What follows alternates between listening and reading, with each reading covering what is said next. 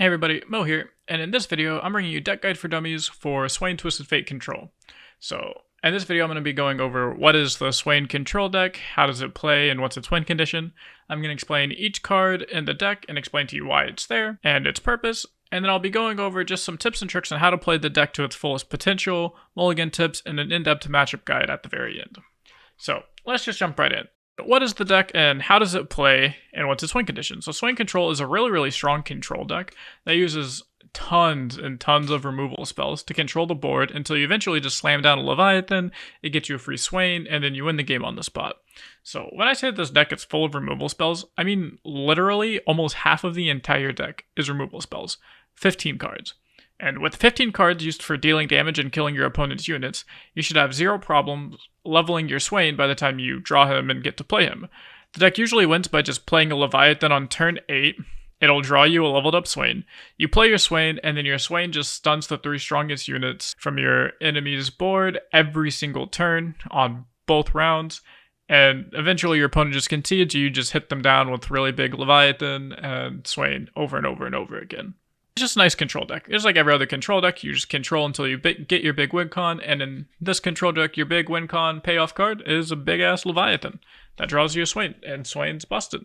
So now I'm going to go over each card and explain to you why each of these cards is in my version of the deck. So now that we know how the deck wants to win, let's look at the cards in the deck that help us accomplish this goal.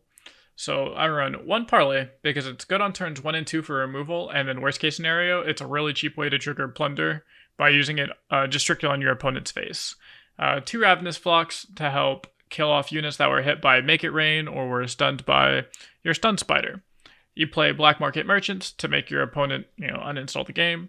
Dreadway Deckhand is a really good cheap blocker for early and mid game, and more towards the mid and late game, you can use the Cask to make your removal spells more effective by killing off more large creatures. Make It Rain is to stop early game swarm tactics from decks like Spider Aggro or Elusive Aggro. Pilfer Goods is, because you hate yourself.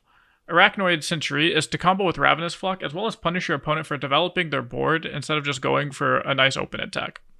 This card is absolutely insane against decks like Sejuani Plunder and Sea Monsters. If it's turn 6 and your opponent has a Sejuani in their hand, they're not just going to pass. No, they're going to want to play Sejuani and for that juicy Overwhelm hit, and then boom, stunned. It's turn 7, and your opponent slams a 13-13 Nautilus, boom, stunned, can't attack. This card is probably the most underrated card in the deck, in my opinion. Probably one of the most underrated cards in the game right now. I definitely appreciate this card, and I think it fits really well in the deck. Death's Hand and Nox and Fervor are removal spells that are just amazing at leveling up Swain. The fact that Nox and Fervor deals 3 damage to your unit and 3 damage to the enemy unit, that's half of Swain's level, just in one spell, in one card. That's absolutely insane. The fact that Death's Hand also hits face no matter what is insane, because it can trigger Plunder for you to activate your Yoink cards or your Riptide Rex. But also, late game, if you have a leveled up Swain in play, it'll trigger Swain's ability and then stun the strongest unit your opponent has, which is absolutely insane. If your opponent removes his unit somehow with, let's say, Glimpse Beyond, the 1 damage will always go face, so you'll always get that trigger. Just an extra tip for you. Nox and Guillotine is another big removal spell that absolutely destroys sea monsters. You can cast something like Make It Rain. It'll deal damage to 3, really big units. Let's just say they're, 10-10s. And then the next turn, you can set up for a complete board wipe with just triple Guillotine if you have enough mana or something like that. And it's just a really nice way to go for a board wipe on one of your more defensive turns. Salvage is to draw into your removal spells and draw into your Leviathans, and to help level up Twisted Fate a little bit. Twisted Fate is here to stall the board. Twisted Fate's an extremely flexible card, and at 4 mana, it's borderline broken. It can help you board wipe if you're getting swarmed by aggro with the red card. It can draw you a card and give you a mana if you're in a slower matchup with blue card. And it can keep your opponent from attacking with their strongest unit if they decide to not open attack with the yellow card, just like the Stun Spider does. TF rarely levels up in this deck since you focus more on removal, and this is a very removal heavy deck, so you focus more on Swain than you do on drawing cards and keeping TF alive. But if TF ever does level up, he can carry a game even harder than Swain. The problem is he takes 8 draws to level up, which is more than likely you'll at least 6 turns, assuming you draw maybe 1 salvage. That's still 6 turns, which is pretty unrealistic. But if it happens, go buy a lottery ticket. But it'll be absolutely insane. Spray Fin is in the deck to help draw your removal spells and thin out your deck. So you can use it to draw, a Death's Hand if you need it, or let's say you're getting really low on cards and the only 3 costs or less spell you have is a Make It Rain. You can guarantee you draw that Make It Rain. It also just thins your deck out, so it increases the chance of you drawing your Leviathan or your Swain, which is really, really nice. It's also a really easy way to trigger Plunder, since most decks aren't also playing elusive units. It's a free attack unit every single turn to help you trigger Plunder. Swain, because Swain's busted. 1 Riptide Rex to help clear out the board, and later game, if they have a whole bunch of, let's say, smaller units, you can use Riptide Rex to try and clear the board a little bit more and make it to where your Swain is a little bit more effective by getting the only 3 units on the board. That's ideally where you want to be, is you want to have your opponent down to only 2 to 3 units on board, Swain stuns them, and then you just get in really big attacks. As well as, it's possible for Riptide Rex to just straight up do 7 damage to the face if the board's already clear. And you play Leviathan because, well, Swain is busted. So now that you know every card in the deck and the reasons on why that card is in the deck, I'm going to give you general tips on synergies in the deck, as well as a general guide versus each of the 3 major archetypes. So some of these synergies I already talked about when I was going over why the card is in the deck, and for that purpose, I'm just going to be restating the really, really important synergies here. So if you hear it a second time, that's because that's really important and you should abuse it, because it's probably something that most people aren't abusing, so I want to say it twice. So tip number 1 is don't use Parlay on turn 1 unless it's to stop a turn 2 open attack to trigger Plunder. What that means is don't use Parlay on any 1-drop on turn 1, unless, let's say, you're playing against Sejuani Plunder, and they play turn 1 Omen Hawk, and they're going second. So what's going to happen is you just pass to them, they're going to attack you with whatever 1-drop it was, let's say it's an Omen Hawk, and then they trigger Plunder, so now they have their Black Market Merchant trigger is available, their Pilfered Goods is available, so you want to stop that at all costs. So right there, it's okay to use Parlay, but if it's against any other deck, or even if they're just not attacking on turn 2, don't use Parlay on turn 1. You can use Parlay on turn 2 to trigger Plunder for yourself, because the 1 spell mana will carry over to turn 2. You use Parlay, it triggers Plunder, and now it's turn 2, so you have Black Market Merchant available for you and Pilfered Goods available. And this is something that I see a lot of people do. They'll just say, oh, turn 1, I'll Parlay your unit, and then turn 2, I have double Black Market Merchant in my hand, and I can't trigger Plunder for another 2 or 3 turns. Tip number 2 is don't play Dreadway until your opponent attacks for their turn on turn 2. This stops you from just donating a free keg for no reason. So this just means that if your opponent plays even a 1-1 on turn 2, take the 1 extra damage. Take the 2 extra damage from a 2-2. Don't play your Dreadway until after they attack. Otherwise, they're just going to pull the keg with whatever shitty little unit that they played. Whereas if you wait until after they attack, then you can play Dreadway. And then now, if you have a Make It Rain in your hand, you can use the Make It Rain to deal 2 damage to their entire board. That's probably one of the biggest mistakes I see people do all of the time. Tip number 3 is Arachnoid Sentry is insane with Ravenous Flock. And I'm saying this because most decks don't even play Arachnoid Sentry. Again, I think it's one of the most underrated cards in the entire game right now. But just know that Arachnoid Sentry plus Ravenous Flock on turn 3 can kill just about any useful unit that you're going to see being played right now. It deals 4 damage to everything, which means on turn 3, you can do Arachnoid Horror on even a Badger Bear. Even pre-nerf Badger Bear when it was a 4-4. You just stun it, and then you now have a 3-2 body that can block any unit from turns 1 and 2. And you can do a 1-mana Ravenous Flock to kill off any 4-health unit on turn 3, which is absolutely insane. Tip number 4 is you can use Noxan Fervor on your keg, and it'll still do 4 damage to the enemy unit. This is just something that a lot of people ask me on stream. And just for clarification, on the tip guide, if you ever mouse over a card that's getting buffed by keg, you can always just have the card sitting on the stack and then click the little blue eye to the left and it'll show you the end result. So if you ever are questioning, oh, I don't know if this will work the way I think it does, just don't press OK, hover the card you think how it's going to work, and then just mouse over the blue eye and it'll tell you, yeah, this still does 4 damage, or no, it'll only deal 3 damage. And that's a really good way to get you to not waste some of your cards in the future. Tip number 5 is only play Twisted Fate for tempo. And then if he dies, he dies. Don't waste spells on useless units to keep your TF alive. You want to get as much value out of every card possible. And you're playing a control deck. So don't sit there and use something like a Nox and Fervor on a 2/2 unit that's going to kill your Twisted Fate. Or don't use something like Nox and Fervor on a 2/1 ephemeral challenger unit just to keep your Twisted Fate alive if you can help it. Twisted Fate usually doesn't win you too many games. So if he levels up, that's great. And if he lives, that's great. But don't waste really, really good and key spells on really, really bad units just to think and try and keep your Twisted Fate alive. And the last general tip is develop the board and remove units over salvaging.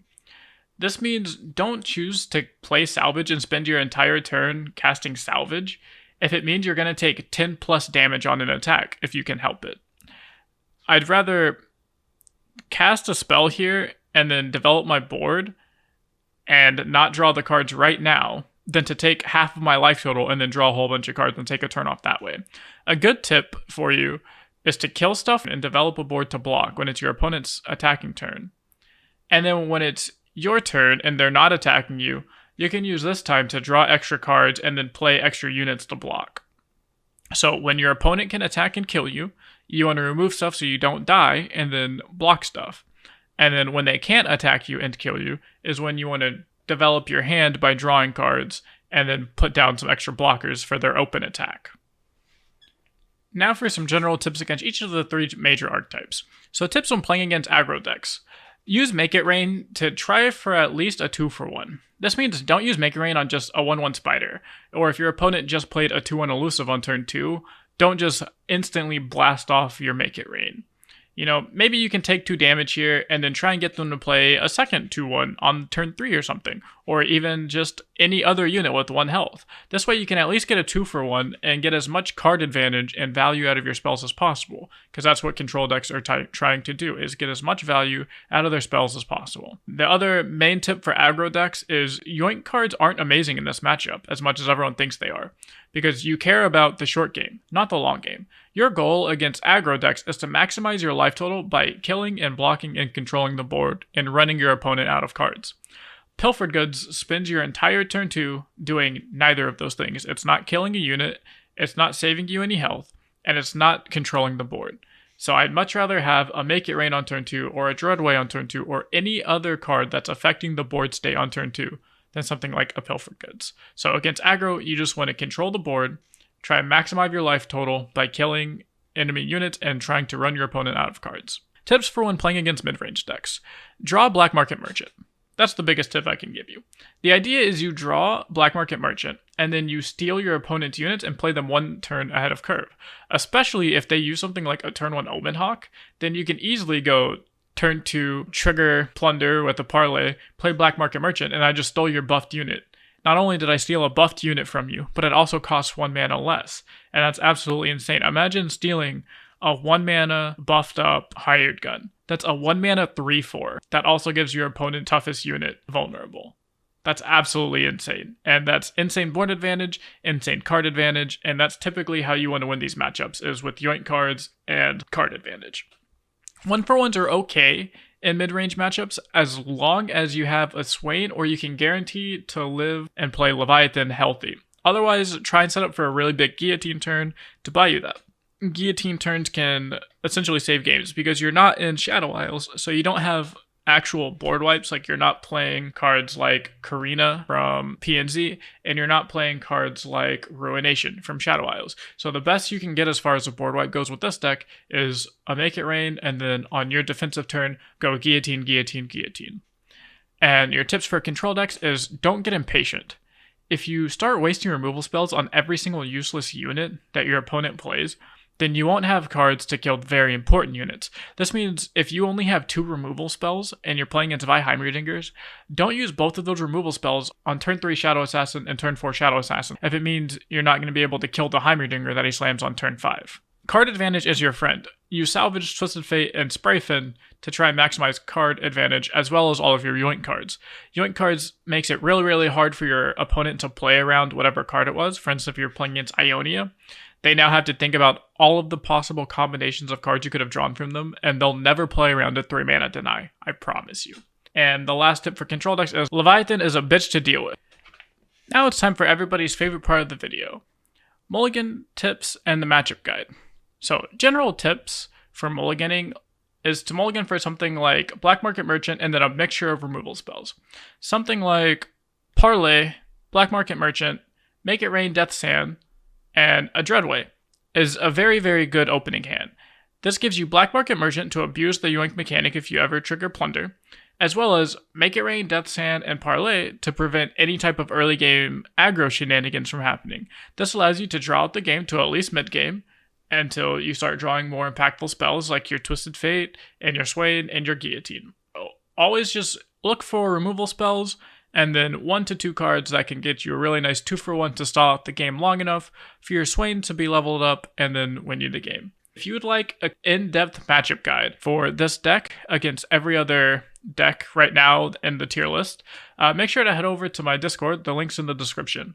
There, I'm going to have a document that you can download, and it's going to have an in-depth guide on how to mulligan and tips to help you win against every other tier deck at the moment, as well as a specific game plan against each of those decks. So if you want that, make sure to look for that in my Discord. Like I said, links in the description. And that's going to be it for this video, guys. I really hope you enjoyed this deck guide for dummies video. This is one of my most requested ones as of late. So I hope you enjoy it. Let me know in the comments down below if you want any other decks, if you want a deck guide made for them, or if you just want to see any other type of gameplay videos. Make sure to follow me on Twitch. I stream on there Monday through Friday. Make sure to subs here on YouTube. I put out videos Monday, Wednesday, Friday, and then join the Discord so you get notifications whenever anything happens. And I'll see you guys in the next video.